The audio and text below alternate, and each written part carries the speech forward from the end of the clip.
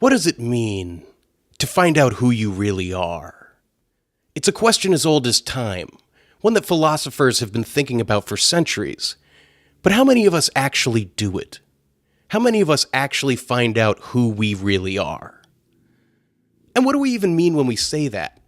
I look in the mirror, there I am. I know who I am. I'm right there in the mirror, right? Well, that's not what we mean when we say that. When we talk about knowing and understanding ourselves, we mean it in a deeper way. And the one surefire way people have learned to discover themselves is through an epic journey. Now, what makes an epic journey? Well, a lot of stuff, but we know that's got to have some trials and tribulations, right? Maybe a point where the protagonist truly believes that all is lost? I'm going to give you a quote here that's out of chronological order. I hope you'll forgive me from late in this journey, just to illustrate one of the many places that it goes. One of the key figures in our story, who you'll learn a lot more about, I'm sure I'm mispronouncing this correctly, Ryan Kazmiski, will come to say, quote, "We took a week and we set it on fire. We burned it down and it's gone, and this game's not even over." End quote. A journey to self-discovery isn't an easy path to walk.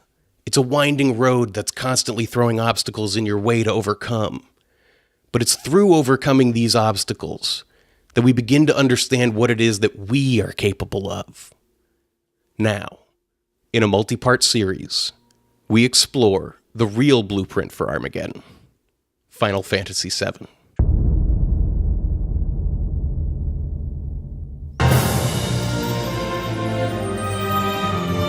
Welcome to No One Can Know About This, a podcast where we play every Final Fantasy. I'm Jeff Ekman. And I'm Ryan Kazmiski. And here we go, it's Season 4! We made it. Season 4, Episode 1. Yep. Off to an excellent start. Yeah. Welcome back! Welcome back, everybody. We're about to embark on the craziest season. This is definitely going to be a pretty nuts endeavor. I mean, it was an insane endeavor playing it. I won't get into the... Well, we're going to get into the details of it. Well, we're going to get really into the details of it. You know, just briefly, before we get totally going, I mean, this game brought us to some amazing highs and some places I'm downright ashamed of. That you're going to hear. Absolutely true. The lows are lower than I expected them to be, and honestly, the highs are higher than I expected them to be. I think that's all true. That sums up, I mean, that right now, my thoughts going into it, that's kind of... Luckily, the highs are going to come first, so we have a lot of great shit ahead of us. This game that we're talking about is Final Fantasy VII. Mm-hmm. That's the game that we played this season, and the game that will be with us for the next year of our lives. Yeah, we're anticipating, just to set out, that this season will probably take a year to air. Yep. That's about close to it. Yeah. I want to take a moment and thank everybody who supports us on Patreon or got in touch with a Facebook message or Twitter or email. Thank you so much. Yes, absolutely. Just seriously, thank you from the bottom of our hearts. When we started this, we had no idea that anyone would even want to listen to it. Mm-hmm. And the fact that you've all stuck with us, even though we weren't airing episodes. Yeah, it means a lot that you stuck around. And, we've got new t-shirts for sale, too. Yeah, we have a great new design. Yeah, from the Season 1 sprites. It has our character names on it. So it's the sprites from FF1, but with the names This, Isa, Mist, and Ache. I'm just going to call that the Legacy Tee. The Legacy. That's the Legacy Tee. Yeah. It's available now. We've got a much better, much improved black main logo t-shirt. Head on over to Etsy.com and search No One Can Know About This or No Cat, or go to the NoOneCanKnowAboutThis.com and find the t-shirt link that's at the bottom of the page. You can also get mugs. We have some mugs available too. The mugs have those designs on them. If you want to drink some No Cat, you can do that now. Yeah, no one can know about this morning that you're having, you know? Good God. Before you get your coffee in. God. Oh, that's a great idea for a mug. It should just say that. It's so stupid. No one can know about this morning that I'm having. Or something. That's not good, but... Go buy them. We have them for sale now. For those of you that are new to the show, if you're checking this out now, what we do is we record every part of the process of playing the video game. We record ourselves going to the store to pick up the game. We record ourselves having meals between play sessions. The whole time we're recording it all, and then we edit it all down into a hopefully cohesive listening experience for you. We add in all sorts of commentary and jokes from the future editing bay, so that we have the perspective of both having completed the game as well as our actual in-the-moment reactions to all the crazy shit that goes on here. Without any further ado, here we go. Season 4 is gonna begin. Yeah, well, just to set you up, we've driven to a cabin that we rented. We rented a cabin for a week. That's right. In case you didn't listen to the pre-game episode, which we recommend you go do in order to get fully excited for this experience, we went to the store to pick up the game. All right, let's go buy Final Fantasy VII. And then we drove to Lake Arrowhead. We drove to Lake Arrowhead. I think this is our cabin. Dude, are we here? We're here. Where we rented a cabin for 7 days. This is gonna be great. Oh, fuck. Yeah. Dude, look at this place. Oh, yes. Oh boy. Oh my god, they have shuffleboard. Oh, really? Where we focused only on playing one video game, Final Fantasy VII.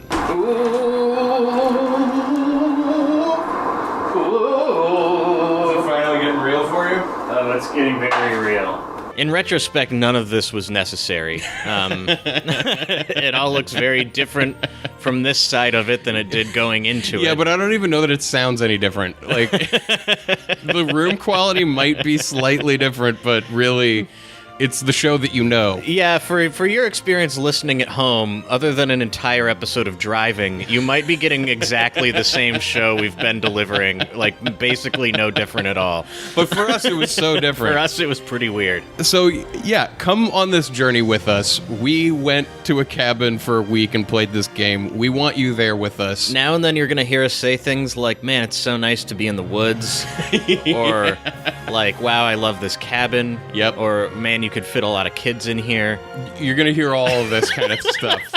Oh, we should also say, if you're listening to this on the day of release, Final Fantasy VII was released 2 days ago on the Nintendo Switch. So if you're interested in playing along, this is going to be easier than ever. It's out now on the Switch. Go get it. Yeah, or if you haven't played it since you were a kid, like me, it seems like the perfect way to go replay it. That or on the phone, whatever you like. Yeah, There's a million ways you to can do play it. it on pretty much every single machine that will play games. So play along with us. Maybe we should reiterate, if people didn't listen to that pre-game episode, what our experiences with the game is. Yeah. We should say up front that if you're going to try to listen to this season without any spoilers at all for Final Fantasy VII, stop now.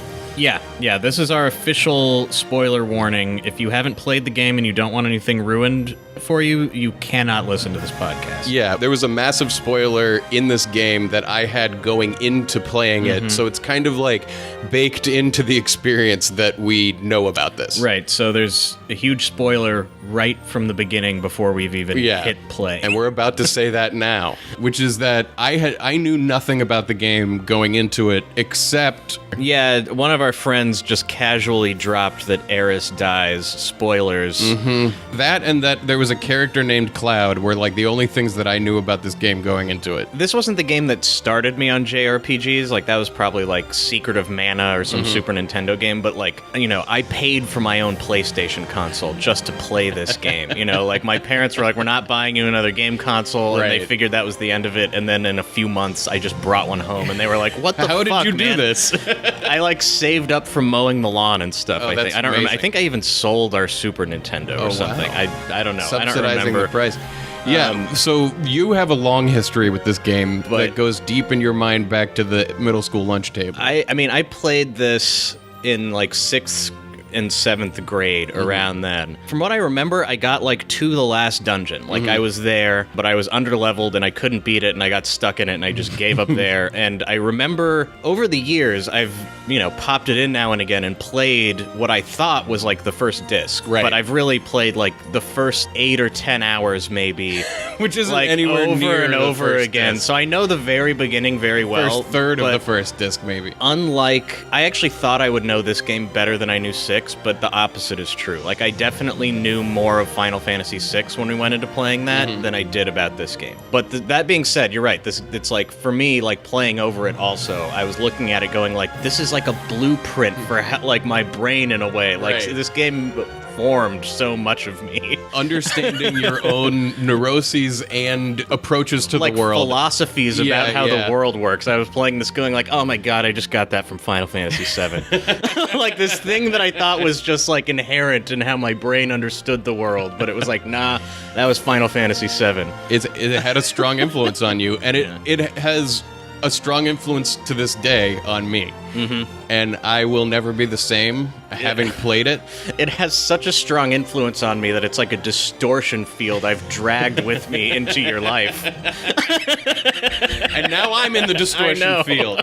But where we left off after our pregame episode, we were sitting down. We had a little snafu with the reading of the disc. Mm-hmm. It wound up working out, and now we've launched the game. Yeah. We're sitting in front of it, and what has been more than a year and a half of work to get to this point where Ryan is finally getting me to play Because Final I want to Fantasy clarify, VII. Final Fantasy VII is like, that's one of the linchpins of the entire idea behind doing this podcast was to play this fucking game.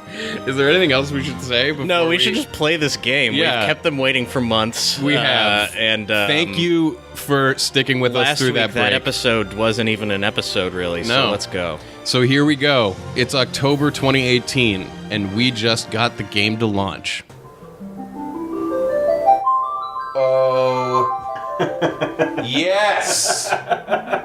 Oh my god, yes! Don't you feel like we've arrived? Oh, I feel like we've finally arrived at this cabin. Nobuo's name is on the screen. I'm so happy to hear this beautiful, like, soothing music right now. It's like... Oh yeah, this soundtrack is bonkers.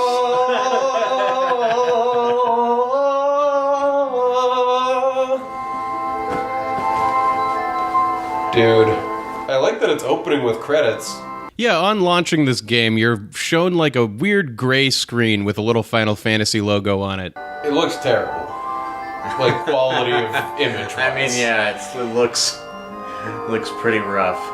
I do like the simplicity of that design. Just like the wings with like the circle in the middle. And... Yeah, the henna tattoo. yeah. Yeah, this is kind of weird to me because this is the only time you see this logo, and it looks like a mock-up almost. Yeah. Like, it says Final Fantasy, and then there's like a henna tattoo in the middle. Exactly. And it's just kind of on a gray gradient. I don't even know how to describe it, really. But we're seeing the names of the makers of this game. Mm-hmm. It's pretty sweet. Yeah. So yeah, if you're new to the show, we really are going to go through absolutely every fucking thing, including just the opening credits screen. Yeah. So get ready. We're teasing it all out. So we eventually hit a button, and we're taken to that classic new game or continue screen. It's a badass sword. New game. Looks heavy. Yeah, well, we're gonna make it look real light. Listen to those noises, Ryan. This game is gonna give me noise flashbacks. Like the Dude, sounds of this are gonna. I'm just thrilled that it's been more than 6 months since we last played a Final Fantasy game. New Oh game. my god! Just started. Gotta go. I'm hitting X and start. You have to hit start. I'm hitting start. Oh, Oh? Circle is the X button? I think so. Controlling this game from start is really difficult. Well, I don't know. Really difficult is It's just all backward. And really difficult isn't the right word. Yeah, but I get what you're backward. meaning. Yeah. There was a severe lack of industry standards as far as like Yeah. what button is go. I'm not going to sit here and say it was so difficult to know that circle was the go button, but it's hard to keep in your head. And on top of that, as we're quickly learn, like you don't have an analog stick on the original PlayStation Right. 1. It's all done on the D-pad, but you're in all of these rooms that are oriented diagonally. So you can't really like move around. Anyway, diagonals shift. We'll get there, into but you're that. right, the controls. Look at that basket of flowers. I know. Oh, fuck. She's in an alley? She's not in a dungeon. She's not in a weird fantasy dungeon. She's in an alley, and it's a cool city. Yeah, so the opening image of this game is really awesome because it starts with this girl walking down like an alleyway, and I thought initially, because I'm in Final Fantasy land, that this was like some deep, dark dungeon that she was in. We should also say that unlike the last ones, this game is 3D and polygonal, so it opens on Yep. like a CGI cutscene. Yes. and this girl with flowers is walking out of an alleyway. Yeah. And then as she steps out into the street, the city is revealed. Right, she's not in like a fantasy setting, she's in like a Blade Runner-ass, Yes. like, dystopia. Oh, fuck. Look at the shot. Here we are. We've arrived. It's Final Fantasy VII. Yeah. So, like, the camera pulls out from the flower girl, and you see, like, the scale of the city, which is absolutely absurd. Yeah. It's like, it's important to describe what it looks like, because it's basically a gigantic circle. Yeah. And in the middle is, like, a huge sort of skyscraper that sticks up out of the middle, but it looks like an old-timey microphone. Oh, that microphone monster is a city? It's, yeah, part of it. It would probably, like, if the Grammys owned a city, it would look something like Yeah, this. yeah. It's like some Grammy lame-ass, City. like you would be like, oh, it's the Museum of Audio Science Yes. or some shit. We then, like, pull into a train that's, like, running in a circle around the city. Steampunk or steam train? Oh, this music rules.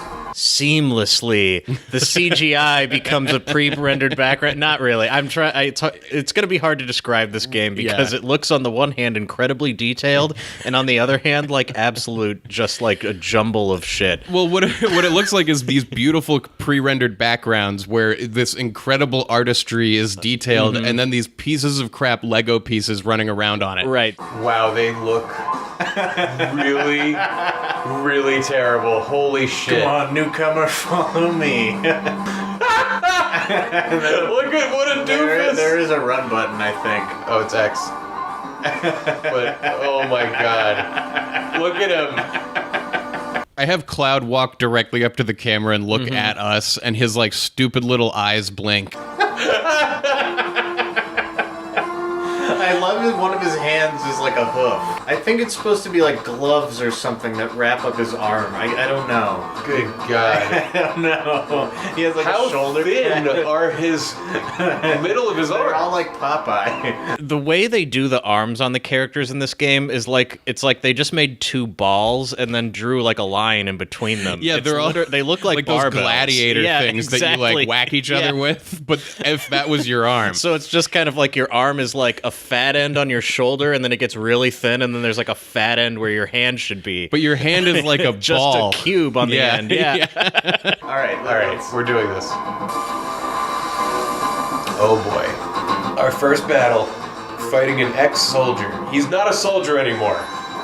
That's your name, is ex-soldier. Oh, I'm not a soldier anymore. For some reason, this game puts your characters' names in as like where it, in my opinion, it should have the enemy names. I kind of agree with you. Yeah, I think in the last ones we've played, the enemy names are where it shows. Right. So I'm looking at this going, oh, we're fighting an ex-soldier, but that's us. Cloud is an ex-soldier. This is their subtle way of giving you the information you need. Because, it's going to be hard to pick up on that Cloud used to be in Soldier, but we'll It's try gonna be really we'll hard try to- to point that out for you guys as the game continues.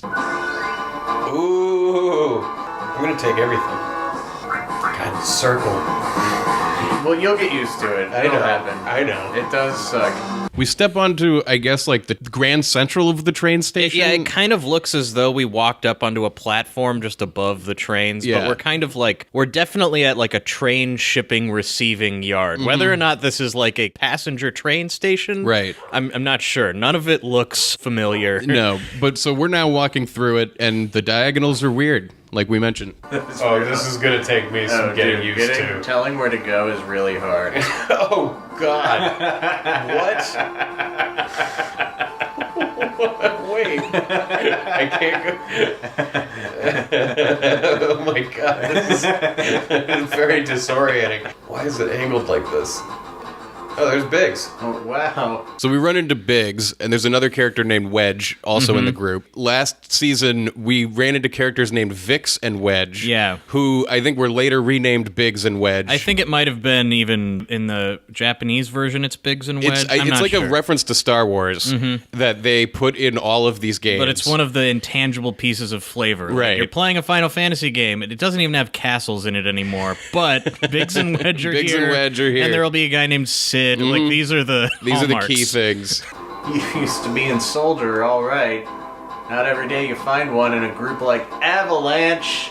You used to be in Soldier. Is Soldier the name of like a group of this people? This is going to be confusing because I don't know if it's ever exactly explained outright, but yeah, Soldier is the military branch of like the company that owns this city. That's not a typo. That's a straight up actual. That's like the thing. That's that the they name meant. of their soldier organization is Soldier. Yeah. All right.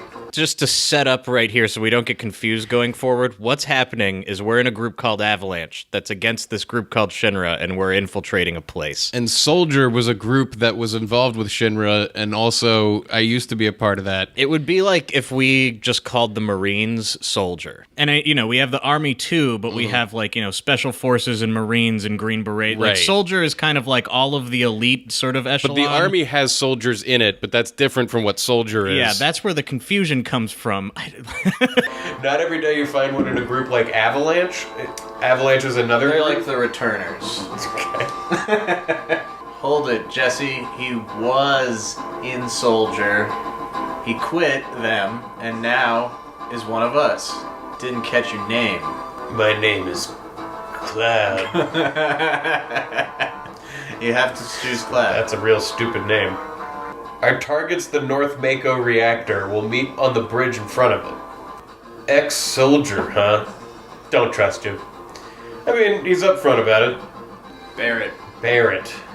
So we meet Barrett, our good friend. Yeah, Barrett is the leader of Avalanche. He looks kind of like Mr. T, but with a gun for an arm. That's definitely what they're going for. Like, that's totally the less the vibe. bling, but still Mr. T. And I mean, he runs the A-team, Avalanche. Oh my God. Like, Holy it has shit. to be intentional, I think. And he doesn't trust us because we used to be in Soldier, but for some reason he's trusting us to go on this mission of terrorism with him. This is going to be one of those things that you're just going to have to just accept that Barrett let this happen, because if you think about it too hard, it really doesn't make It doesn't make any sense. It's the most dangerous person to bring on your, and he's going to trust him. He's like, oh, you used to work for the people we're trying to terrorize. Yeah. I mean, and you're desperate. not claiming to have turned on them. You're fair, claiming that you want money. When we get back to Avalanche headquarters, they don't seem like the most put-together terrorist organization I've ever seen in my life. You're right. It's a cool name. Yeah, I don't know what his voice will wind up being. Well, it's like he's I know what it can't be. If you push the directional button while pushing the cancel button to run. Yeah, okay. Yeah, that's okay. Earlier marked X. Well, he's written like Mr. T, and it's just so awful. Oh shit, there's an intruder, and also Japanese words. and warning. So we're running through this sort of like industrial-looking kind of like hodgepodge of like ducts and metal and cement. We're heading into the center of like a nuclear reactor type deal. That's the idea, is that we're headed to this reactor to blow it up. It's not dissimilar from the beginning of 6, I feel like, which drops you in kind of like a dreary industrialized town, and you kind of wander through the streets. I, at this point, at the time, like, just couldn't wrap my mind around, I couldn't even understand what I was looking at. And the colors on the TV that we were at the cabin were really muted and terrible. So I was like trying to understand what I was looking at, and then it's telling me all this stuff about you're an ex-soldier and I don't trust you, but here we are in Avalanche, and I'm like, who is anybody? It took me a really long time to wrap my head around it. Drops it on you fast. Yeah. That's one thing that this game really does consistently, is it assumes that you are going to play it to its end no matter what. So it will drop information on you in ways that you'd be like... It'll tell you stuff that's not meaningful until like 30 hours later. Right. And you're like, is that a translation error or is that actually meaningful? But so I'm just really trying to take it all in at this point. Whoa, look at this battle screen. That was beautiful. Yeah, the animations are much more fluid. I mean, they suck, but they're way more dynamic than what was going on. Yeah. Geez, we're really gonna blow up this huge furnace. This'll be something to see. Already deep in the woods. Back in our natural habitat. Oh God, this is the start of such a ridiculous week. Think of all the really stupid conversations that are yet to be had. Yeah. Like, there's gonna be I can't even imagine what they're gonna be. And I have more pizza. It was really, really good. Can you get me one? Yes. Thanks. So as we're making our way to the center of this reactor, we're fighting through fights. It's Final Fantasy, you guys. Yeah, one of the new mechanics that's going to be important in this game is called a limit break, which is basically as you take damage, a meter fills up, and once it gets full, you get to do an ultimate move. That's kind of like the easiest way to explain it. Pretty awesome. Limit level 1, Braver. Oh yeah, baby. Oh shit. That's what this game's all about. Ooh, oh! Ooh, I like that. Okay, so you charge up some kind of limit meter. If I remember doing fights, correctly, as you take damage, you build up your meter. and then you Or as you do turns, unleash some like a combination. super. Yep. That's fucking awesome. And you unlock more supers like the more you level up. How has that not been in the game so far? Well, Terra kind of had like a proto version of it. Like her morph thing is kind of like that. This is a California Pizza Kitchen one? I got it because I knew you liked the thin crust. So thoughtful. Starting Final Fantasy VII right. Got it because I like the thin crust. In my opinion, you're going to want a thin crust on a crappy frozen pizza. I think it makes it better It's true. than like a really chewy. I'm A not jo- a, than I'm a not a doughy- DiGiorno man, Right, really, right. usually. I'm more of like the $5 wrapped in plastic. It's like cracker with cheese on it kind of frozen pizza. Well, importantly, we make it to the entrance to the reactor. Oh, yeah, yeah. And Barrett's there waiting for us. Yo, this is your first time in a reactor? Yeah. Like a nuclear reactor? No. After all, I did work for Shinra, you know? Shinra.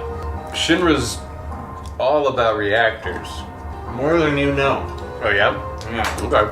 The planet's full of Mako energy. People use it here every day. Mako energy. We Mako energy. Well, you'll be surprised to hear, Jeff, it's a little more complicated than that. What?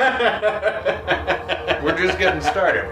It's the lifeblood of this planet, but Shinra keeps sucking the blood out with these weird machines. So it's like natural nuclear reactors that they're need. It's like cooler sci-fi oil. Yeah, okay. Natural nuclear reactors? Like, what was I thinking? Yeah, if you know, nuclear energy were just, if oil were radioactive. Well, it's just I didn't think of oil. Like, oil is It's the like- obvious comparison. You're right. I'm like, natural nuclear reactors. What kind of an idiot? I don't know, but the way they're presented is not, it's not like an oil well, really. It's Right. not, that's not what they look like or the vibe of them at all. No. But it's So- the analogy is oil. Code deciphered. Code deciphered. Think how many of our people risked their lives just for this code. My oh my. Yeah, there was a whole rebel battalion that had to die in order to give us the Death Star codes or whatever. Yeah, talk to the girl at the switch. Yeah. Switch on. Did we just go in an elevator? What was... No. Little by little, the reactors will drain out all the life, and that'll be that. It's not my fucking problem. So the reason for this terrorist mission is coming into focus. We are gonna go blow up their oil rig. Because if they keep sucking the oil out of the world, it's going to destroy the world. And Cloud is going, you do something about it, I don't care. Which is really like a pretty hilarious situation to be in. Like, imagine that you're some you're like Greenpeace or something. Right. And you're like, we're gonna go blow up this like Exxon oil rig. Greenpeace, that eco-terrorist group. Hey, they do shit like, I mean, think like they might, I don't know. we've hired this. I'm sure there are more hardcore eco-terrorist groups out there. I'm sorry, I'm not name dropping you. I don't know. Anyway, the point is, People on the street asking you to sign up for the Earth. Exactly. But like, so one of those people on the street who asks you if you have a minute is doing like a bombing, and but like they have like a green beret with them who in the middle of the mission they're like, hey, like you want some food? Don't worry, it's locally sourced. And they're like, I don't give a fuck about the planet. And they like cock their shotgun and they like do the whole mission for you. But Right. then like you're like, where did we get this guy? Like. Yeah, you don't hear about a lot of eco-terrorists who are just in it for the money. That doesn't seem like a thing that happens. Do eco-terrorists like hire outside groups that They could. you know, I like hadn't military thought about groups? it, but maybe they're hiring Blackwater. They're saving up money, being like, if we can afford a Blackwater operation, we can really make some headway on our agenda. But hold on, like. Never mind. I think Blackwater probably just works for Exxon or Right, like something. the oil companies, yeah. Yeah, like you The can't I can't just go to the Blackwater storefront and like hire Blackwater, can I? Like just to do a thing for you? Yeah, like let's say I need like something extracted from South America, or like my daughter's been kidnapped, or like I need someone to like kill my wife. Yeah, or, like contract kill like right. If you need somebody to kill your wife, can you go to Blackwater? Right, because it seems like they largely specialize in criminal shit. But right? It's so vague in the news, right? They're a security company, but what does that mean? Like, I don't know what that means. I mean, okay, so the Blackwater actually is like the Turks in this game. We're not going to meet them for a while. Yeah, we're going to meet. But never mind. Blackwater isn't just like a free agent. They work specifically for fucking groups oil of group. Yeah, whoever. Not the people who are fighting against those groups. If you happen to be listening to this and you're in the tier of society where you can call up Blackwater and hire them, I would love to talk to you about that. Like, what? Cloud. The planet's dying, man. The planet's dying, Cloud. There's plenty of Clouds. Cloud. It's like all the clouds will be gone when this planet is gone. This planet, all these clouds, every single cloud will be gone. Every single cloud will be gone. The only thing I care about is finishing this job before security and the robo-guards come. Security and the robo-guards. That means the robo-guards are different from the security?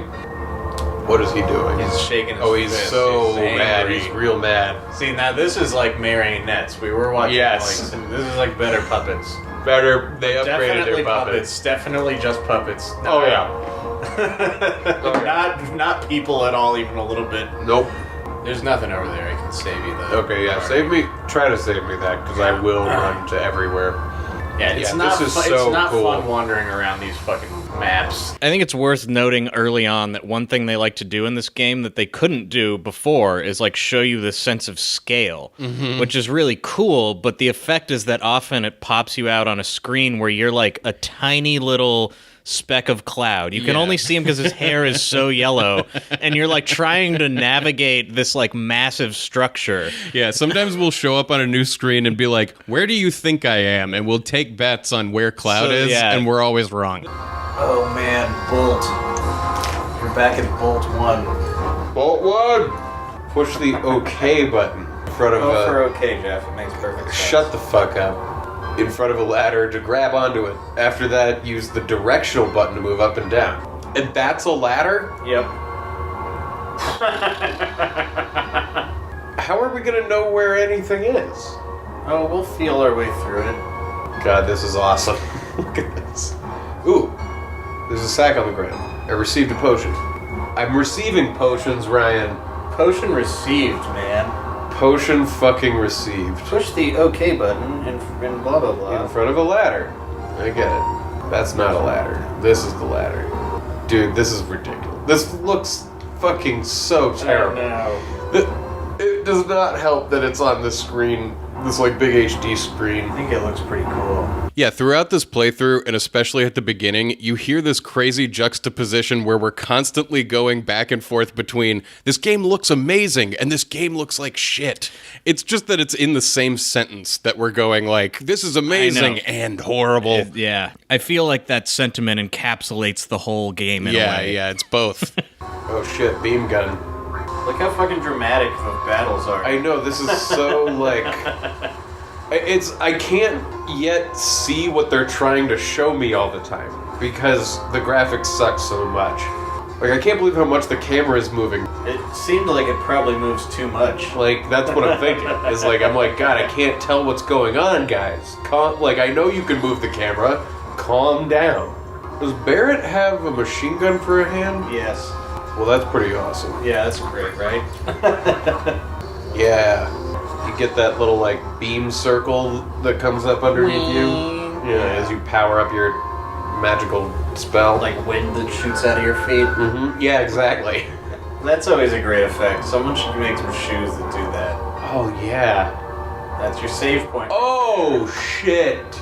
We found our first save point. Yeah, they look distinctive in this game. Yeah. Floating question marks. A floating question made out mark. of crystal. Yeah. I mean, it's a major milestone, though. Save. God. Wait, did I do it? No. What? You gotta go into your menu, which I think is triangle or something. Okay. Oh. Well, that's gonna be hard to remember. Did I do it? No, because God. I pressed X. This is definitely gonna fuck us at some point. I know it's gonna. Okay, save. Yep. We saved our game. Oh yeah. How steam is your punk? So we've saved, and we're looking ahead at the center of the reactor. And I'd say that this punk is about 85 to 90% steam. Yeah. Chef. That's my reading on the middle of this reactor. It has a fucking hand valve to open it. To open the Mako reactor. Received the restore materia. Yep. I've heard of materia. Yeah, we'll learn all about it. We're probably gonna have to dedicate an entire fucking episode to materia. Oh, great. I'm just kidding. Are you? I don't think you are. Just quickly, materia is the magic system in this game. So anytime we talk about getting a materia, we're getting a magic. We're getting a magic, and boy, is it To complicated. use the last game's terms, we're getting an esper, basically. Yeah. They've turned all magic into or magicite. espers. Yeah, Or however, magicite. there's so many different... Whatever. It's crystals. It's a ball. It's a little marble. It's a you little put it marble. in your armor. It gives you magic. When we blow this place, this ain't gonna be nothing more than a hunk of junk. Yeah, make him Hank Hill right from the bat. Cloud, you set the bomb.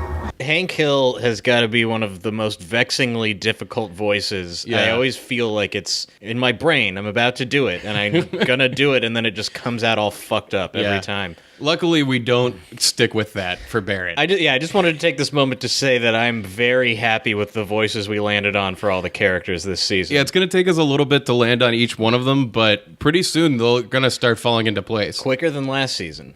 Yeah. Just do it. I gotta watch to make sure you don't pull nothing. I'm not doing them so well, but we'll get there. Yeah, we'll get there. So we go up and turn the valve? Well, I think we're planning a bomb. Like, we're about to set the bomb, right? Okay, yeah. On the valve. And this is the first indication of, like, something is deeply wrong with Cloud. We're not going to know exactly what for quite a while. A very long time. But, like, I want to talk to you more about this maybe at the end of the episode, but because this is such a, like, important piece of information that I feel like they drop it on you so early and so casually, Right. that you don't remember it when This is what I'm saying. Comes It's like up later. It's like a game that was written for the second time you play it. It's doing these things that aren't taking you in by the hand the first time through, but assuming that you have all of the knowledge of the game already. This is like brilliant storytelling work. I feel like it was written. It's like a great novel in that. This is so high-minded to already be saying this, but it's written in this way where there's so much detail that there's stuff that is definitely for like the second and third playthrough. But for that's the people thing to, where like, it felt to tease me out. at the time like all these details were just little pieces of flavor, but what I didn't expect is all of those pieces to actually be important to the overall story. Right. That's where I'm talking about the most brilliant pieces of writing ever. Right. And this may start inching its way into that universe of talk. But at this point, when you're playing it, you're just completely going like, "What is even happening?" Yeah, you're like, oh, he's got a headache now?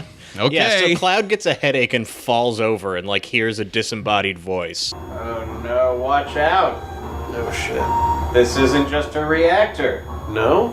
What's wrong? Or now it's becoming Jimmy Stewart. What's wrong? Did I just pet the reactor? Setting a bomb. Heads up, here they come. Oh shit. Boss fight. It's all mechy. Is this a security system that activates when you set a bomb? I guess this must be the Robo Guard. Oh, maybe yeah. maybe he Gotta was be talking it. about like because this is different from security showing up. This is a robot scorpion. Yes. Patrolling the reactor. Yeah. If I worked at a nuclear reactor and it had a security system like this, I would quit. You know what? Actually, it makes me think of the Magicite research facility. Yeah. How we were wandering around Yeah. and going like, working here must suck. There's just monsters in the hallway. Like this is kind of the same deal. Exactly. There's this terrifying robot scorpion. But we're going to take care of it. How do you like bolts? How do you feel about bolts? Oh shit, got the big shot limit break.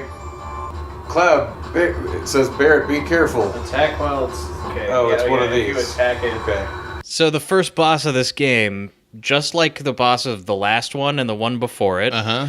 It starts with a boss that the trick is you can't attack it during a certain phase or it'll hit you with its ultimate attack. Yeah, and again, just like last game, it never really comes up Yeah, again. this isn't like a thing that you need to be thinking about much in battles. Sometimes, at this point, are they doing it just out of like tradition? Is this just supposed to be like a comforting wink to people who have played them all? The first I can't boss even... fight teaches you a mechanic that doesn't matter. Yeah, I can't even tell anymore. I didn't even realize with what regularity that would be like a beat in the plot of these games of like, and then the first boss, you gotta not attack it when its tail's Well, up. keep an eye on that on the games going forward. Don't electrocute it when it's in mist form.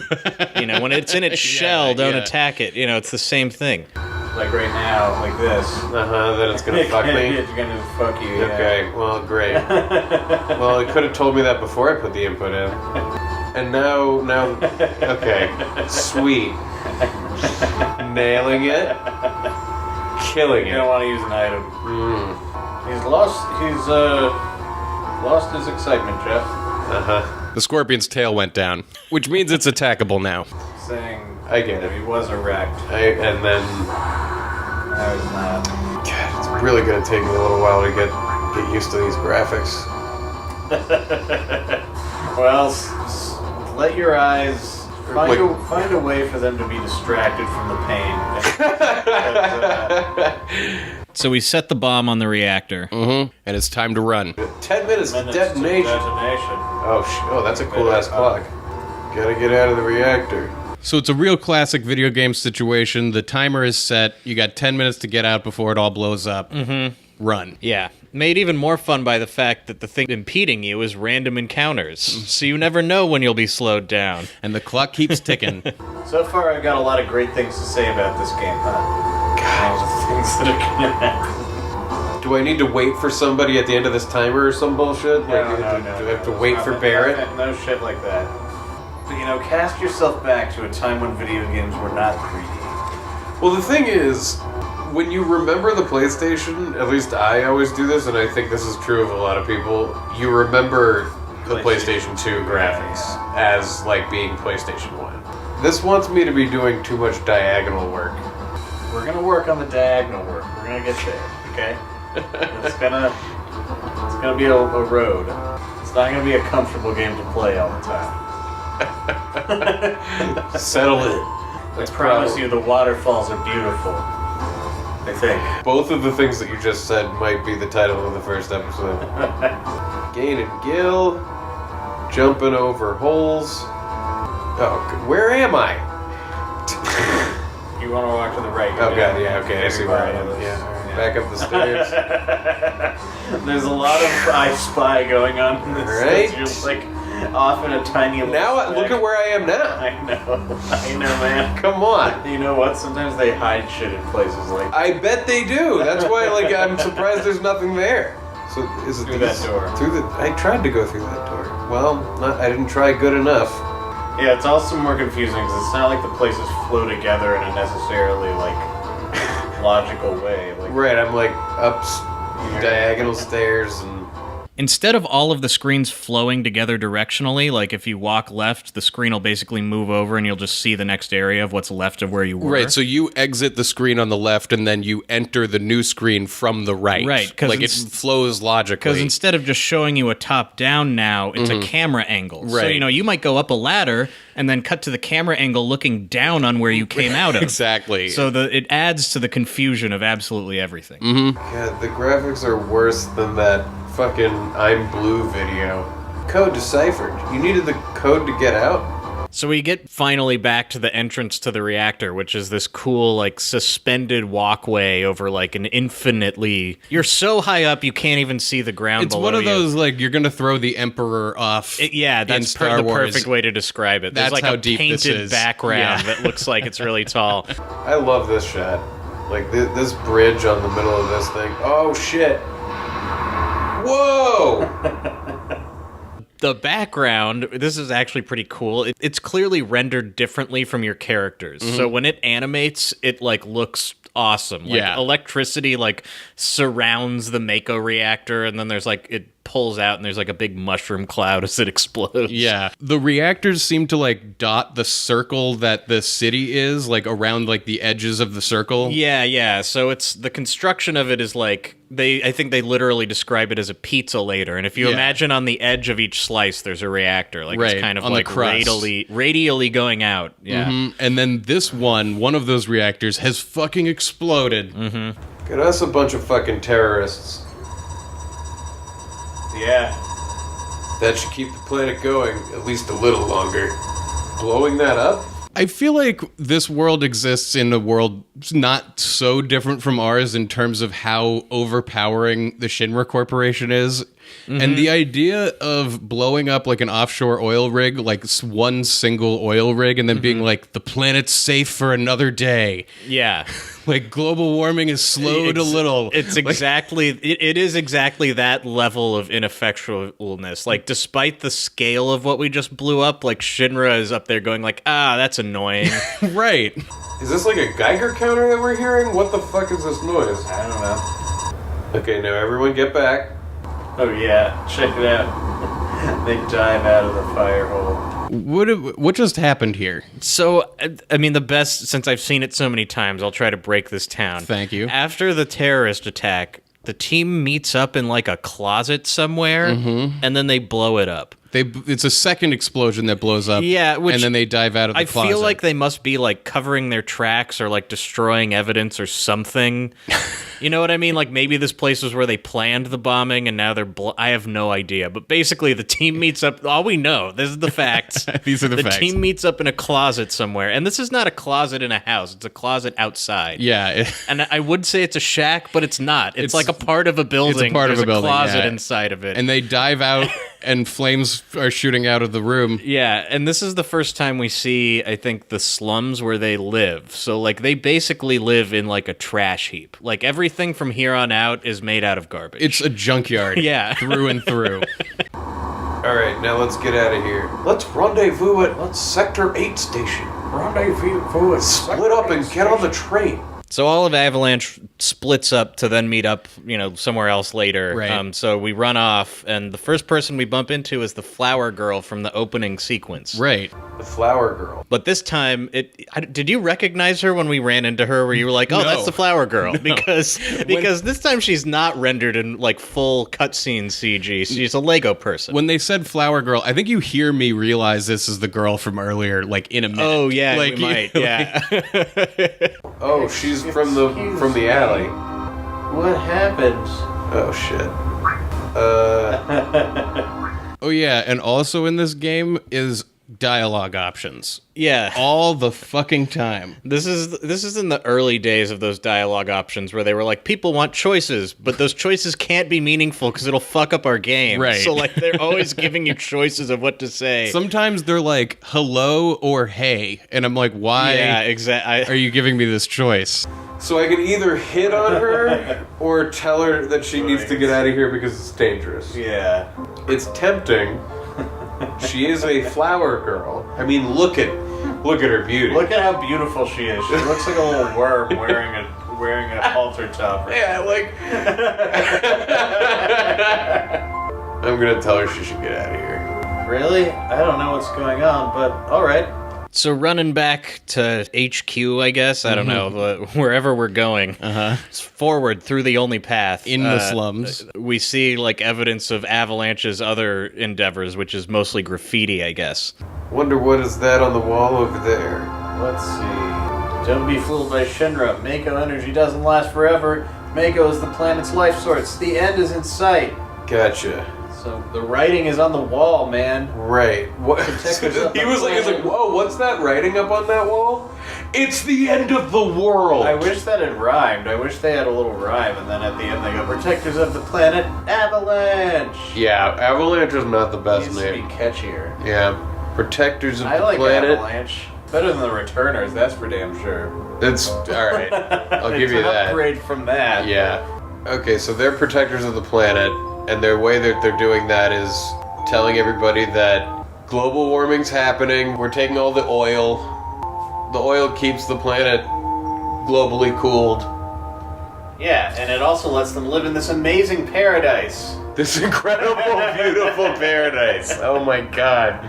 The lifeblood of this planet, like, I would assume that there's parts of it that are not like a fucking cyberpunk city and that are like beautiful, magical something, right?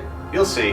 At this point, and for a while, I'm going, is this whole game in this goddamn city? Yeah, they love this city for a while. This city, we're not leaving it for a long time. How would you feel about if I cooked up some of these refried beans or something and we dipped Doritos in them? That's an interesting idea. That sounds a little intense. Bread? Toast. I mean, Toast? yeah, rather than Doritos, I think, for me. Well, there is this amazing big can of baked beans. Yeah, there is It that. seems amazing. Doritos are not a chip. They're that you a put in corn a- chip. They're just covered in They're- extra flavor, yeah. so that's 2 layers. It's 4. Bacon. You're right. One of the layers of the 2-layer dip You get is the dust of the fucking Dorito. Yeah, exactly. Yeah. It's not that weird to dip Doritos in dip, is it? I don't think it's that weird, but I was just like not feeling that in the moment. But now that I think about it, it might be. I like the feel theory of I've like done that it. that counts as a layer in the 7-layer dip. Well, I mean, that's really where I'm going to go when I'm like opening I've deconstructed the chips and dip, you know, Yeah. like part of the dip is the dust. Yeah. You ever fantasize about just living like a hobo even though you're inside, Jeff?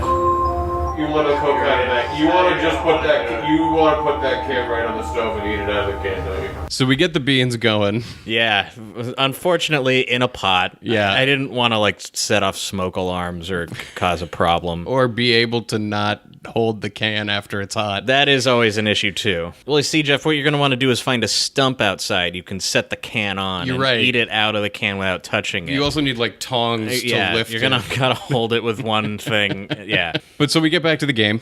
Okay. Soldier stops Cloud and says, "Hey, you there?" Shinra soldiers, fight them or later? Whoa. So Cloud gets surrounded by soldiers on a bridge. Huh. More guards shooting after me. Later. Fight them later. Oh shit, look at this. I'm totally surrounded. I can't later. That's as far as you go. I don't have time to messing around with you. Enough babbling. Enough babbling. Oh, Cloud's on a bridge, totally surrounded by soldiers. Where's he gonna go? What is he gonna do? I'm gonna jump onto a train over a bridge. Oh fuck. Oh, that's awesome. That was pretty seamless into the pre-rendered cutscene. That was a cool, daring escape. So we cut to the inside of that train that Cloud is on top of, and the rest of Avalanche is in there going, I guess he never showed up. Yeah, they're thinking like, oh man, I thought we had a new buddy, but maybe he was serious about all that fuck the earth shit. you Yeah, know? maybe he really did just want that money. In which case, if he wanted that, why isn't he here? Yeah. Cloud never came, says Wedge. Cloud, wonder if he was killed. Cloud. They're all worried about me. What they don't know is I'm right on the roof. Does nobody hear Cloud knocking on the roof? Alright, hey! Looks like I'm a little late. You damn right you're late. You damn right you're late. Come waltzing in here making a big scene. It's no big deal. Just what I always do. I always come waltzing in places, making a big scene. It's what I always do. I fucking love making a big scene. It's fucking cool. Shit. Wait, it says shit? Yeah. We're not on the fucking Nintendo anymore. Says shit. Having everyone worried like that, you don't give a damn about no one but yourself. Wake up. We're moving out. Follow me. You want a bowl of beans? Yeah, do you want to throw some bread in the toaster? Yeah. You really don't want beans. This No. whole time, I'm all excited about beans, and you're like, well, we could have them maybe if there was bread. Yeah, and I'm like, something to lighten the load. Is there a vegetable in town? I didn't buy any. Yeah, let's gas up. Hey, Cloud, you were great back there. They like Cloud, even though he's fucking... It's like his juvenile trick of trying to act like he doesn't give a shit works on them. Like, they totally are like, he's the coolest. Right. He's so inflammable and he's a dick. It's so awesome. Say, thanks for helping me back there at the reactor. Yeah. I forgot. I think everybody wants to get into Cloud's pants. Really? Like, it's just a constant thing. Because this isn't the Nintendo. everybody wants to fuck. This ain't your mama's Final Fantasy. But yeah, Cloud's bad boy act, like, somehow even with the bad translation, you still get the idea immediately. Jesse is instantly like, oh my god, Cloud. Look at this guy. Anyway, we make our way further up in the train to, like, the passenger cars. Yes. We were sitting in, like, a storage box. Right. And we just, like, decide that the best thing to do would be to just, like, terrorize everyone else on this train. Yeah, we want this car for ourselves. It's so weird, right? Like, Avalanche is trying to, like, save the people, but the way Barrett treats absolutely everyone who's not an Avalanche is like, get the fuck out of my way. He's a terrifying I'm gonna fucking guy, kill yeah. you. Last train out of Sector 8 station. Last stop is Sector 7. Train graveyard. That's the name of the sector. Expected time of arrival is 12:23 a.m. Stop the train graveyard. Midgard standard time. You want to make sure to get off before the train graveyard. They have 12:23 a.m. and it's Midgar standard time. They have time zones in this game? Yeah, dude. There's like different. That's how big the world map is, and that's gonna be like a thing that's like a story element where it's like no, dude. I don't think. where it's like, oh, we gotta change our watches. I don't think you're gonna need anything. Wait, we're here an hour early. That we are shit. We're set to Midgar standard I time. think you're getting a little. Nah, I don't think you're gonna have to worry about that. Wait a minute. What about when it turns to Midgar daylight time or daylight savings time? Oh, they outlawed daylight in Midgar a long time ago. Thank you for cooking up all the food today. So we enter a train car that's a little further up on the train. There's a guy on this train who is going like, the terrorists again? Yeah, like, I hate this. He's like wearing a suit coming home from work, but he lives in the slums, so he's probably like, you know, he's just trying to work his way up, man. Yeah. This is like his entry-level job, and he has to deal with these fucking people. This is why I hate the last train. Hoo boy. Is this guy all upset because like we're a bunch of weirdos? Yeah, it's hard to tell because everyone looks fucked up. Right. We're like those people that you don't want to be on the same subway car with. Yeah, that's definitely the context for that. Got it. These beans are amazing. Yeah. They're great. All you do is open the can. Yeah, it's literally all you're doing, then you heat it. And it's also like, you know that this has been happening not only in armies, but in like Old West, you know. People have been cracking open a can of Bush's beans. Probably since before there were 50 states. You think it's the George Bush family? Oh, I wish. That would be great. Seems this train hasn't switched to security mode yet. Why would it ever not be in security mode Yeah. in this place? By the way, we're in the era where if you keep talking to them, they say different things. So on this train, Jesse's got something to show us. Yeah, she's got like a sweet idea to like, you know, seduce us a little bit. Like, hey, come in here, look at this screen, but you gotta get like really close so I can whisper in your ear about the trains. Exactly. And the thing that we're looking at is like a subway map that's done in 3D wireframe. It's like a vector image, yeah. Yeah. Like the green on the black. You know it. It's from like the 80s movies. Computers, yeah. And yeah, this like vector map, what I love about it is that it's almost like the Midgar Board of Tourism or something probably is. It's like this detail of like, they put it on the train so that like visitors to the city can look at the, you know, the crazy architecture all of the accomplishments of Shinra and shit. It's a map of the Midgar rail system. Let's look at it together. I remember that looking at this, I could never understand what the fuck I was looking at. I like this kind of stuff. Bombs and monitors, you know, flashy stuff. What? Stuff that lights up? Is that what she's saying? Literally, Bombs she's and like computer monitors? You know, flashy stuff. Stuff that flashes. Okay, it's about to start. We're gonna watch a movie. Now this is important, Chef. This is a complete model of the city of Midgar. Okay. Looks like Deep Space Nine. 1/10,000 scale. Yeah. The main support structure holds the plate up in the center. The 8 reactors, it's like the 8 dragons. But this time they're reactors. There's 8 reactors. You must go find. They provide Midgar with electricity. Yeah, no dragons whatsoever in this game, interestingly enough. Really? Not a single dragon, huh? Yeah. Just reactors. Yeah. Huh. Phew. This is next. Look. This is the route this train is on. You see that vague flash? Like, Oh my god, look at those this. dots? Yeah. Yeah, okay, how that's did the this ever route. make It you spirals think- around the main support Like, structure. why did they make you watch this? Look at the way it's spiraling. So the train like comes out of the tunnel or something, and now they're all looking out the windows going, whoa, Midgar's pretty insane. Yeah, what they're describing is that, so the slums are just like on ground level, right? Right. And then at some point they were like, the slums suck, let's just build big metal plates over the top of them and Right. build our buildings on top of those. Yeah. Like if you went to a shitty area of town and just like built a roof over it and then started a new ground. Yeah, like you've got to build a new foundation above the Right. last one. Yeah. Pretty unsettling scenery. I mean, it's pretty awesome, I think you mean, Cloud. Never expect to hear that out of someone like you. Yeah, make him... You just full of John surprises. You just full of surprises. I don't know if I can do John Wayne. We can try. The upper world. A city on a plate. Yeah. It's 'cause of that fucking pizza that people underneath are suffering. Yeah, I'm into it.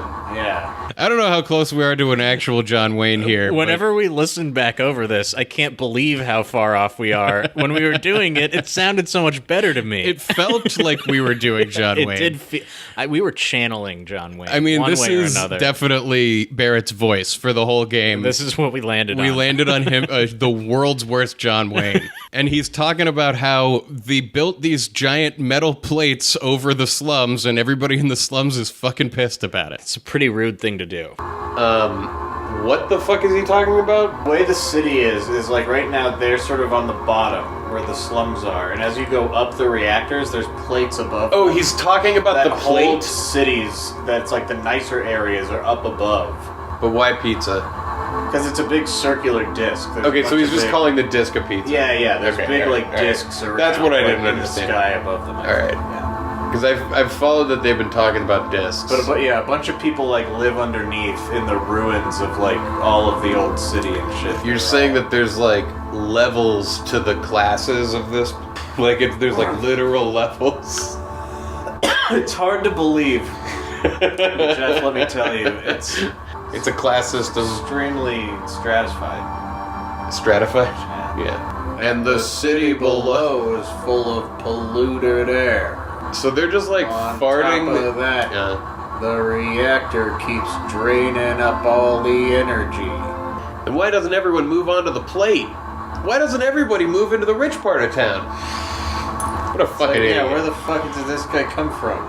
You joined up Dunno. with a local terrorist group and you don't even know how the fuck this city works? Probably 'cause they ain't got no money.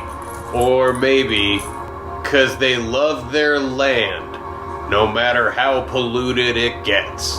I mean, we've all seen the commercial of the native Midgarian who watches as somebody throws a piece of materia off of their motorcycle into the wilderness or whatever. A single tear falls down his little Lego face. I know. No one lives in the slums because they want to. Well, then why did you just say what you said? It's like this train. It can't run anywhere except where its rails take it. It just goes around the same way every day. No one ever asks if it's bored or wants to do something different now. It No, just they has don't. to stay on the rails. What if the train wants to be free? Anyway, the train makes it back to, I guess, the Sector 7 slums, right? Yeah, this is like home base. And pulls off at the train station. This is going to be like the most familiar train station in the game. We keep coming back here again and again. We all step off, and we're standing there next to the train conductor going, okay, now what? Yo, get over here, yeah. Okay, so we're on the train platform. None of these are ghost trains. Not yet, at least. Real quick, before we go talk to our team, we stop off to talk to the train man. This has got to be my favorite. I'll say now, maybe my favorite NPC in the game, the train man. Yeah, like in the first game, we had Hooray Guy. That Yeah. was our favorite one. We've had I'm a Farmer. I'm a Farmer was fucking classics. And And now the we have- evolution of that level of thought is Train Man. When you've been a train man as long as I have, you see a lot of people and a lot of lives. Oh, is that so? How do you become such a good train man? People meeting, partying, joy, sadness. After a while, it doesn't even get to you anymore. What? Okay. Okay, so after a while, life doesn't affect you? Whatever. This mission was a... you do it. You got it. I like it. It's fun.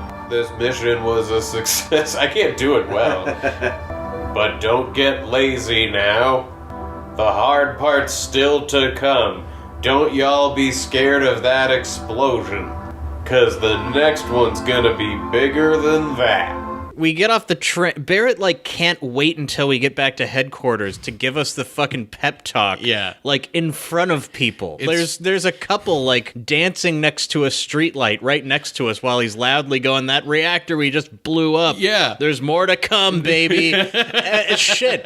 I mean, does this whole terrorist group reek of, they're amateur, they've been plotting this for a long time, but they don't have any idea what to actually do? Yeah, It's they're a bunch of kids just hoping to change living the out world. their fantasy right now for the first time. I get the sense they've never done this before, is what I mean. Yeah, I wonder what pushed them to finally decide we gotta do this. How did they jump from graffiti to bombing this place? Yeah, that's a pretty big leap. I feel like everyone in this group got brought in by Barrett's charisma, and maybe this group was bigger last week before he was okay, guys, the next step is not graffiti, and other people were whoa. He had 40 people and now it's down to 6. I love that he's just yelling meet back at the hideout, and there's these people around. Meet back at the hideout. Yeah, exactly. And then he runs off to the hideout. Move out. Everyone goes the same way. Nobody follow me. Jesus. Follow me to the secret hideout. Okay, so these are two people standing by a lamppost, and one of them saying, I'm not letting you go tonight. Isn't there somewhere we could go to be alone? Oh, shit. There's only the train graveyard around here. I love that. You go talk to the train guy, and he's just been a train guy all my life. Yeah. They're we need some dialogue for this train guy. Yeah. You've been a train guy as long as I've been a train guy. Yeah, it's like improv 101 to never do that. See people get on the train and people get off. And eventually you don't give a fuck about any of them. Yeah. I hope that guy comes back. Train guy? Yeah. I wouldn't hold out a lot of hope. Oh, bummer. Believe it or not, Train Guy actually has seen a lot. Train Guy is present enough in this game for there to be legit, you could write a fan fiction about Train Guy and the things he's seen. Yeah. Yeah, make it a Waiting for Godot. It would just be a bunch of vignettes, almost diary entries, of Train Guy being today I started my job at Shinra, I'm so excited, I'm just manning the trains, but hopefully I'll There's be a lot of moving emotional up. stuff that's happening I'm around me. hoping to be promoted, I'm sending my money back to mom, blah, blah, blah, and then it would, you'd see the progression of, I don't know if I'll ever be promoted, I'm seeing a lot of, bad stuff, it seems maybe Shinra's, but there's a thing he sees that you would just be the breaking point where he would just be I'm dead inside now. It'd be a Russian novel or something. Yeah. A whole novel. A full An novel. entire novel. Train Man, the Russian Dostoevsky novel. Yeah, what's Train Man in Russian? Let's look that up. Not a beginner's guide to train travel in Russia. I want to know what it means. I just want to say Train Man. Translate to Russian. I don't know what their alphabet says. I don't know how to read that that's gobbledygook. Oh, wait. Obuchat Chelovka. Obuchat Chelovka. Obuchat Chelovka. That's the name of the Russian novel that's Final Fantasy related. Financially, there must have been about $1 billion gil worth of damage. You need to be careful with that. $1 billion. $1 billion gil? That's at least $40. And that ain't all. A lot of innocent people got killed too. If the explosion had been in the middle of the night, that would have been one thing. At least the people could have gone in their sleep. Wait, they still would have died? Yeah, whatever. Wait, at the start of that sentence I was yeah, they would have been home and not at work where they were killed. That's how bleak this world is. Holy shit. It's at least they didn't have to live through the explosion. They could have at least just died. So you just killed a lot of people. Uh-huh. They say a Mako reactor was destroyed above. Yeah, everybody's talking about I it. was just sitting here drinking, watching the news by myself, and all of a sudden I get kicked out of the fucking store. What's up with that? So he said shit earlier, Yeah. but now everything has got, all the swears have, Well, I don't think they can say the F word. okay. Yeah, the F word or worse. Yeah, no, this is a teen game. Yeah, they just put a bunch of ampersands and, the signs and stuff, but it could mean anything. Use your imaginations. We sure do. But shit's allowed. Shit's okay. It is still a teen game or mature or whatever. Okay. So we make it back to where the Avalanche hideout is, but there's a town around this place too. Yeah. So we do our first town walkabout. We walk up to Barrett, who's in front of one building, and he's like, hurry up, get inside. And we're like, nope, let's go gonna explore. See what's around. And it's got to be the bleakest first town walkabout yet. Yeah. Ooh, geez, I'm blitzed. Man, this guy's wasted. You should go up and talk to Barrett in the place. What's over here? You dried up old keys, you tired? Why don't you rest up on the 3rd floor of my house? Okay. There's just one condition. You gotta give me some cash. I'll give him 10. Oh man. Go ahead and help yourself to the room. Give me a treasure chest. Barrett was like, alright, get in here. You're like, I'm gonna go sleep in this kid's room. Yeah. Oh, yes. So we're climbing this trash tower. Yeah, it's worth noting by town, I mean a bunch of scrap metal that's been turned into a tower. Yeah, and so we're on like the 2nd floor of it, and we go into like the building that's here. You can continue on up to the 3rd, but right now we stop off and see what's here. And what's here is Final Fantasy School. Yeah, it's not open right now because it's closed so that a dog can chase a child around a cage. Well, isn't it like partially open? Oh, it's not No, open we at all. can't They're go like, in come right back now. tomorrow. Yeah, tomorrow Final Fantasy School is in session. Today the building is being used for like a child versus a dog. I don't know what's going on in here. It's a chain link room, like a cage fighting room. Yes.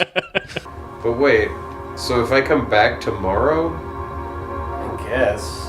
come back tomorrow and you'll tell me what you do? I mean, it looks like he gets trapped in a cage with a dog. That is what it looks like. But can I go talk to the dog? Can I open this cage? What I don't the think fuck? so. See, this is what I mean by playing it as fresh as possible. Like, whenever I've replayed it, I would never talk to all these fucking people or anything.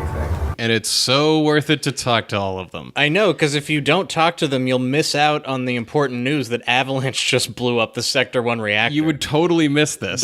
That's literally just about the only thing anyone has to say. Which, to be We've cut fair, out pretty much all the people we talked to, but they're all going like, did you hear about what happened? Yeah, to Yes. be fair, what else would they be talking about? That's true. And I gotta say, I do appreciate the color that half of them are just trashed, and the other half are doing. It's like there's gunshots going off inside of buildings.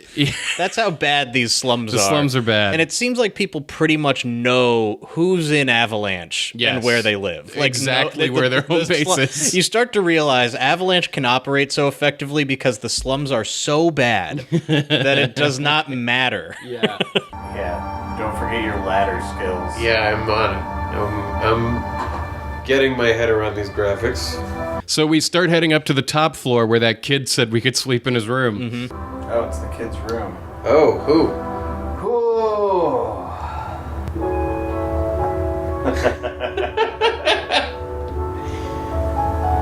Barrett's like, what the fuck? What's on the bed? I don't know, like if there's some underwear or a holster or something. Alright, I guess I'll go back down. Ooh! I jumped. So after sleeping, we go meet up with Barrett in front of the place, and he finally allows himself to enter. Yeah. Like, he didn't go in while we were No, he's been asleep. waiting for us to make sure that the whole group is herded in. Mm-hmm. And we go into Tifa's bar. Yeah, Tifa's Seventh Heaven is the name of the game. Name of the game, the name of the bar. And we're greeted by a little child. Papa! And an iconic woman from the Final Fantasy franchise walks up to us. This woman's name is Tifa. You've grown up. So have you. Hubba hubba. It's not just me, they're making this little model lean, right? Like she's like pushing her chest out. Yeah, she's definitely doing that. Tifa. She looks sweet. Yeah, she's great. So glad everyone's safe. She's so glad all the people are safe, except for the people you killed. I'm glad they're dead. Yeah, exactly. On your terrorist mission. There is some serious cognitive dissonance here that is addressed throughout the game, but never really dealt with. Yeah, it's brought up. Marlene, aren't you going to say anything to Cloud? Sorry, Cloud. Marlene seems a little shy. Is Marlene Tifa's child? Okay, so I'm just going to explain this because it's super confusing. Okay. But Marlene is Barrett's. She's not his like actual daughter, but she's like his adopted daughter. So that's when she says "Daddy." She was thinking Barrett was walking through the door. I feel like that was not clear. I feel like it's not supposed to be confusing that she sees Barrett as her dad, but like it is. They don't. It's. I don't think it's supposed to be. Barrett's. I don't think it's supposed to be like a secret that she.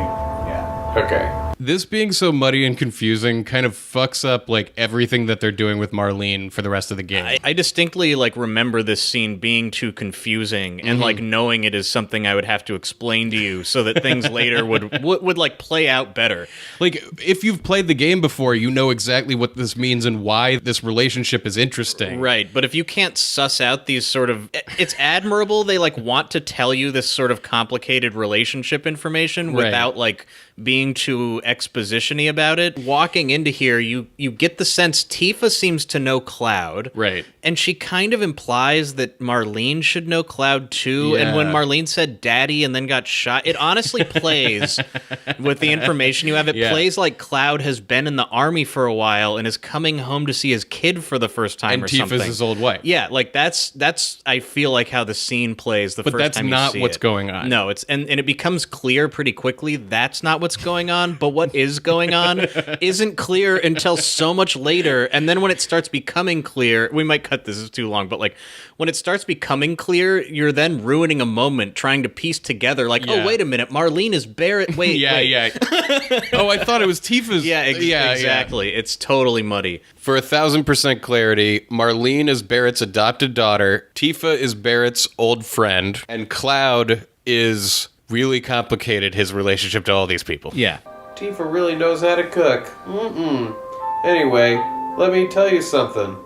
I'm not interested in your stories. Tisa always lets me taste her cooking. And look at me now, I'm roly-poly. I guess you could say that. Don't know whether I should be happy or sad, but it's the good food and drinks that make this shop famous. The shop is famous? How famous is this fucking shop? There's 2 tables that look like they're made out of garbage. Whatever. I think you should try to walk out. What if I play this pinball game? No, not this time. No? What if I cooked dinner? What if I served at the bar? Alright. You're like, I mean, I could just roleplay in here the whole time. Why do they even need to make the rest of the game? I'm running the famous shop. Okay, now Barrett's home. Papa, welcome home. Get in here, fools. We're starting the meeting. Oh, shit. Yeah. Yeah, Barrett walks up to the pinball machine and like hits the right side and the left side like in a certain number of times, and then the whole thing lowers and it reveals a basement below it. But the thing is, it's like the most obvious trap door in the world. I mean, how many people do you think accidentally went into their basement That's while what they I'm were saying. just at the bar checking out the famous shop? Yeah. Going like, this must be the famous pinball machine. Yeah, Whack. just whack it. And then they're like, it's not like they would look around and see anything problematic. They'd go like, whoa, I'm in like a man cave of some kind. Wow. There's like beanbags and a TV. Is this a part of the experience? Yeah. They didn't really do that too secretly. Yeah, no, it feels like if somebody came and checked out this shop, they'd find that pretty, like, I don't think it would stand up to scrutiny. No.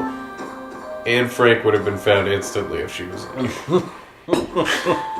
Yeah, the guy is explaining to the family who's going to be hiding there, and I've installed this pinball machine. Yeah, it's like that scene in the opening of Inglourious Bastards where the Jews are hiding under the floorboards of the guy, and the Nazis like kind of walking around. Right, He's like, and he's getting like tea. ooh, I love pinball. And yeah, he sees the pinball machine. He's like, oh, Is that a Terminator 2 machine?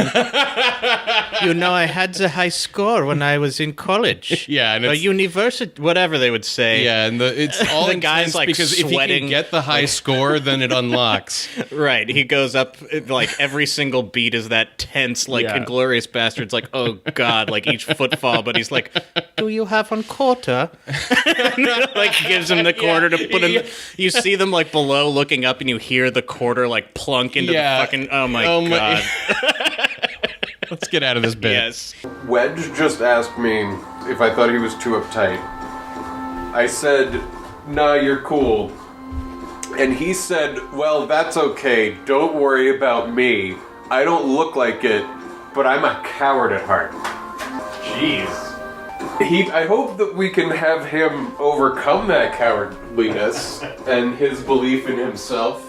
They really do some heavy lifting to endear Biggs to you in this part of the game. Every time you talk to him, he's like, you got this incredibly sad story that you want Biggs to... Wedge or... Biggs. You want Biggs Or is to he succeed. Wedge? Shit. It's tough to Which know. one is that? The fat one. The fat one. I'm a coward at heart. Yeah, like, he also says, I don't look like a coward. Yeah, you do. Yo, Cloud, there's something I want to ask you. Partner. Was there anyone from Soldier fighting us today? None. I'm positive.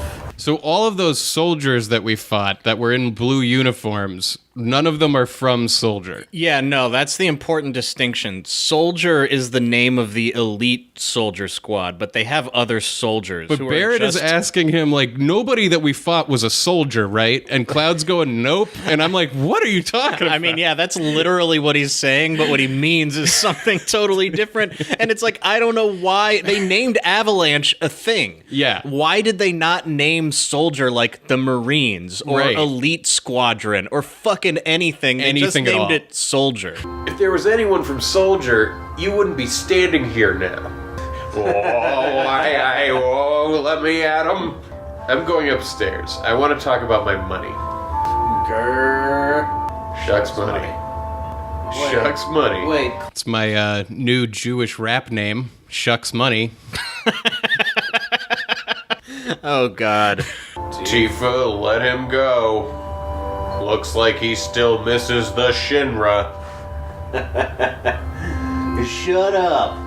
I don't care about either Shinra or Soldier. I don't care about anything. I'm just a But don't angsty get me teen. wrong. I don't care about Avalanche or the planet for that matter. That's what I'm saying. He doesn't. Dude, they're starting with the main character having the viewpoint of Kefka. Nothing matters. Look, princess. I'm just Han Solo here for the money. Exactly. I mean, now we're playing a real game for real grown-ass teenagers. Right, you're right. This is for fucking grown-ass teenagers. Yeah. This isn't for kids anymore. No. This is for motherfucking grown-ass Like teenagers. 13, 14-year-olds. Cloud's gonna, like, storm off because they are giving him shit about his money, and Tifa runs after him to try to, like, convince him to stay, you know? I mean, she might be more effective with convincing him to stay than Barrett would be. Yeah, well, this is where we shed some light on how Cloud and Tifa know each other and how Cloud might have gotten involved with this. It's still, like... Shedding some light is like saying, like it's not just that the light is dim, it's that it's only uncovering, like, part of the floor. Like, if you were to... You're in a box. Right. And, like, the brightness of... You, like, pull the lid back an inch. Right, and you can see that light is a thing. Light now. is a thing. But are you saying they're showing us just the tip right now? Oh, man, that is exactly what they're showing us. But yeah, this scene we're about to see is, like, vital. This is, like, one of the cornerstones of the whole fucking thing. Planet is dying. Slowly but surely it's dying. Someone has to do something. Can I get off the planet? Like, it's not clear yet whether or not, like, other places are a place you can go. You know what I mean? That kind of comes up. Do the people who are destroying the planet, are they not aware that they're destroying the planet?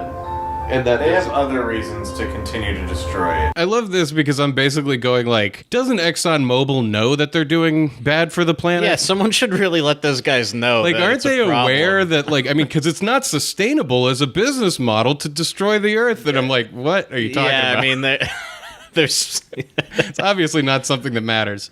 But do they have a plan for their own survival? I think eventually it's green energy, but they're going to hold on to that oil as long as they can. Yeah, they're like, in the future, Shinra's gonna have everyone vaping and driving electric cars, but right now, Mako and tobacco is what we have. Like, Anyway, someone has I'll to do just say something. that they have reasons to not give a shit if the planet gets totally fucked. It's got nothing to do with me. I'm just a member of the planet. Did you fart? Oh my bet she god. did. Haley, jeez. So she's capable of some terrible things. Oh, Haley, it's like seeping. It's like I can almost see where it is. The clearness with which it smells here and not here. Oh, jeez. You were face to butt. Like, you were like near... I was. You were in face to prime farting territory. butt. I was face to butt. Alright. So you're really leaving? You're just gonna walk out, ignoring your childhood friend, who's become a grown-ass teenager? How could you... should I just apologize? What do you think? It's still unclear to me, is the sorry like a sorry but I'm going? And the how can you say that is the apology? Whoa, now I smell the fart. That was pretty intense. That you're capable of that. She must have eaten something. I don't know. Oh, look at the way she totally does lean. Yeah, she puts her hands behind her back. She just and like leaned around. If it's not clear what we mean by that, they have this Lego model push her boobs out. They definitely intend for this little, like, polygonal model to have, like, some major sex appeal. And I gotta say, I don't have, like, a lot of emotion attached to these memories, but I remember as a kid this Lego model having some sex appeal. You have some to it for me. important memories, some formative memories, not so much emotional. Right, it's like viewing a television image or something. You know, it's like it doesn't feel like I can remember like all of the sensations of being that person. But Yeah, but there were sensations there were. I remember they existed. for maybe the first time ever. I mean, honestly, well, no, that was probably April O'Neil in Teenage Mutant Ninja all right. Turtles. Not that anyone needs to know this shit. You forgot the promise, too. What's the promise? Oh, we're gonna find out about all about it. Promise? So you did forget. Remember, Cloud, it was 7 years ago. Okay. Ooh. Under the Milky Way. Look, the well. Do you remember? They don't look younger. Yeah, back then. Oh, just wait. They're remembering. They're in their Right, memory they're in their memory palace. Yeah, I thought you would never come. See, there he is. There's a little Cloud. Oh my god. He looks like a little demon. Yeah, this flashback takes us to like an old well. Yeah, it's like the shot is like mostly the night sky, which is like illuminated to an absurd degree. Like, Right. the sky is like something to behold. And we're sitting on like a water tower. Kind of like the scaffolding around the well. right. You know? And then It's it's little- 7 years ago. Yeah. It's Little Cloud, Little like he's probably like 13 or something like 14 that. in this. His eyes are a different color, and And little Tifa. little Tifa walks up. Sorry, I'm late. He's like a Dennis the Menace. He's like I would not trust this little shit. You said you wanted to talk to me about something?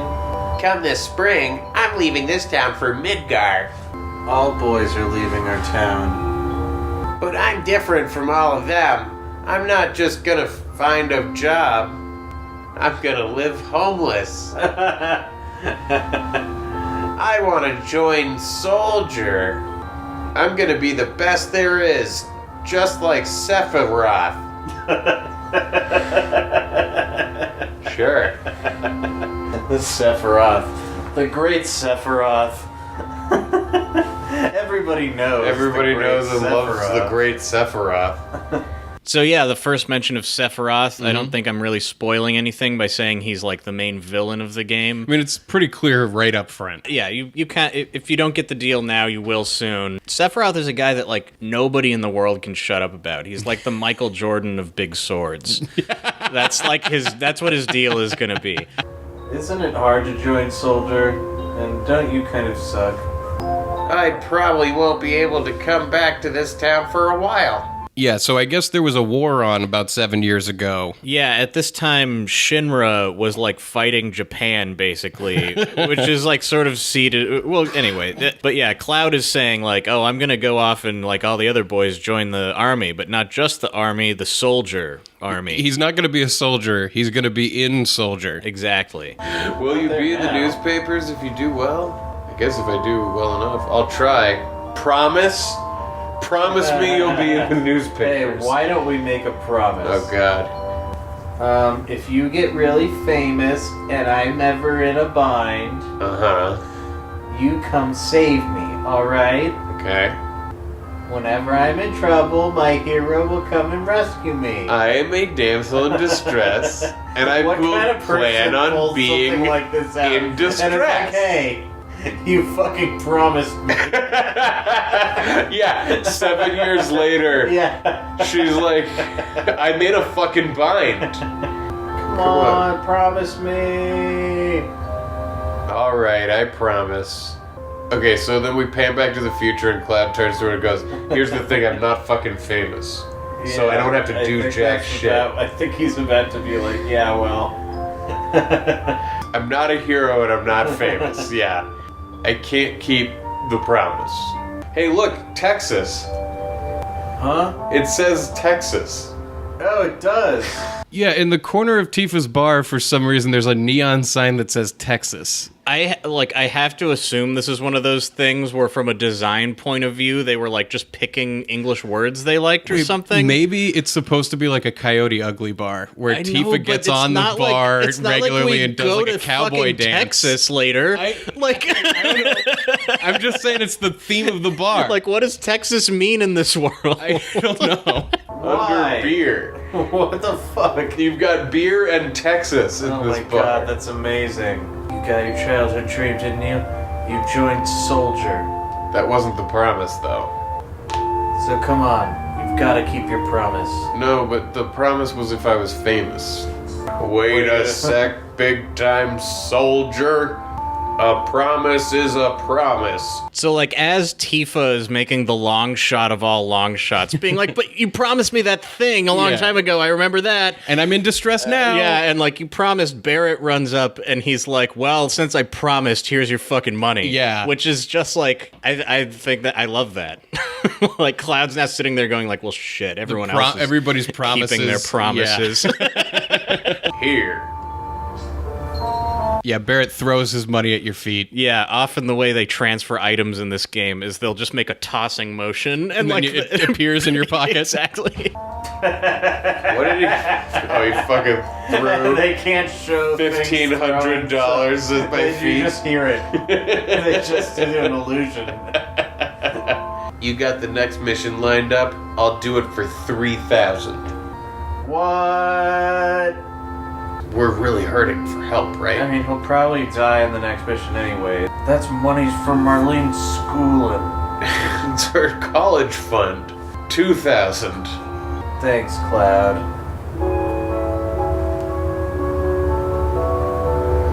Oh, it's tomorrow. We can go ask that kid what the fuck he does.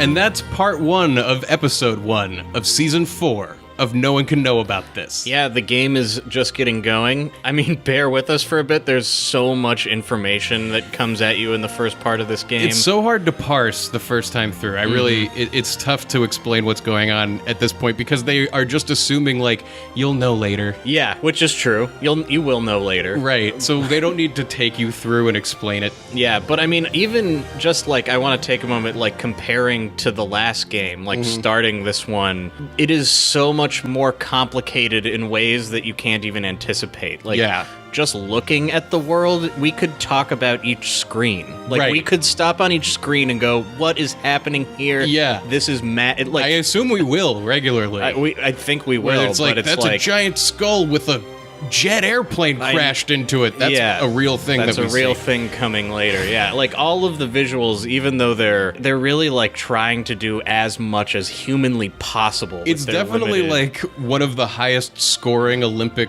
dives that you could go for.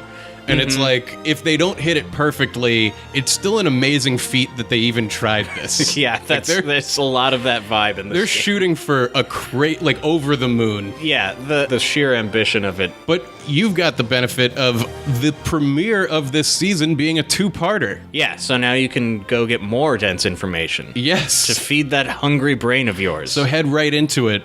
Oh, let's do we're changing the billboard segment this season. We're now calling it the Lifestream. yeah, we're no longer going to be visiting locations in the world to put billboards in, but rather we're going to enter the Lifestream. An ethereal astral plane type place that I hope that I can achieve outer body experience to get to. I mean, if you have trouble, I'll leave my body first and I'll rip you out of yours. All right. Well, that would be great. Which can be somewhat traumatic, but after it's happened a few times, I'll get used to you'll it. adjust, I All think. right.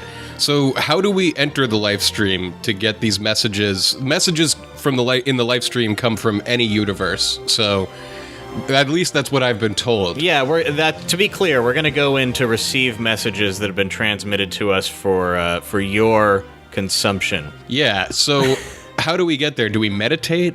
Do we? Well, we play this sound.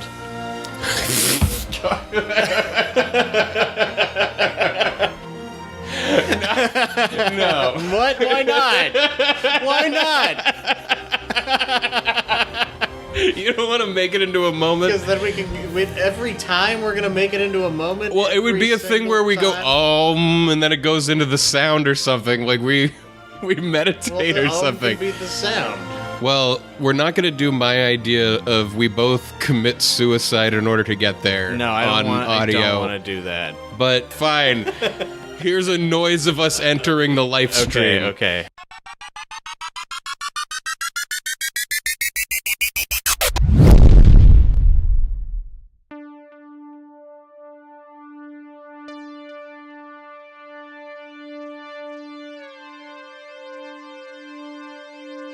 Whoa, 0 G in here. Yeah, it's Psychedelic. like bathing in womb fluid full of LSD. It's wonderful. Oh, I see coming towards us is a message. Let me grab it out of the air. Put it in my mind. So here's the first message that we're receiving in the live stream.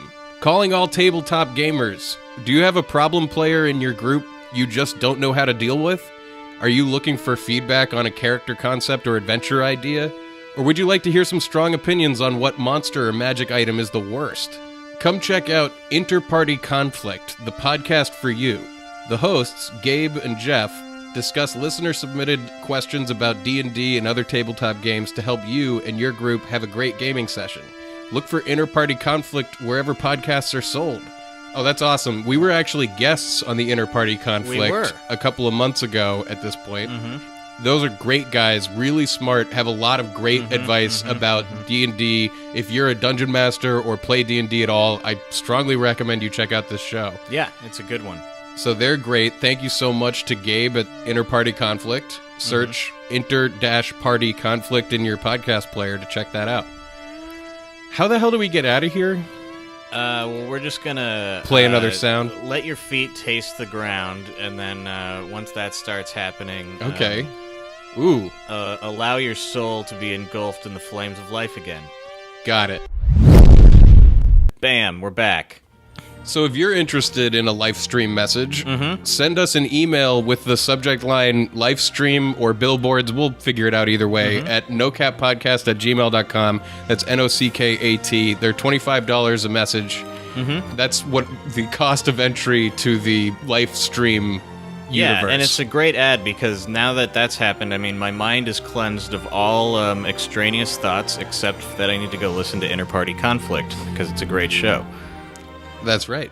Anyway, go rate and review us on iTunes between episodes. We really love reading your iTunes reviews. It's a great way to let us know what you think of the show, and we really, really enjoy hearing from everybody in all places. We're at No Cap Podcast on Twitter and on Facebook. Find us on Patreon if you want the video version to see how insane this game is. Yeah, you can watch the Let's Play if you go get the video. If you're version. into watching Let's Plays, if you want to watch it. If you like Gee, Let's I don't know Plays who in a listening to visual this form, might be interested in that too. I don't know. But if you are, you can go check that out. We have new t-shirts this season. yes, we do. We've got a new one with our logo on it. That it's a black t-shirt. It looks great. Head on over to Etsy.com and search No One Can Know About This. We also have a second shirt with the original sprites from our FF1 playthrough and their names, which were This, Izza, Mist, and Ache. I'm very happy with this one. This is kind of like a trial run of this design. Yeah, so that shirt costs a little bit more and it might take a little bit longer to ship. Not to get too into the back end of that, but that's an unfortunately necessary thing. But the other shirt is the logo, and go check them out. Go to our website, noonecannowaboutthis.com, and click on the t-shirt links, which if you're on your phone are like at the bottom of the page for no reason, just you'll figure it out. I believe in you. We've all navigated some mobile pages. And with that, enjoy part 2 in a second, but first, here's a No One Can Know About This dessert.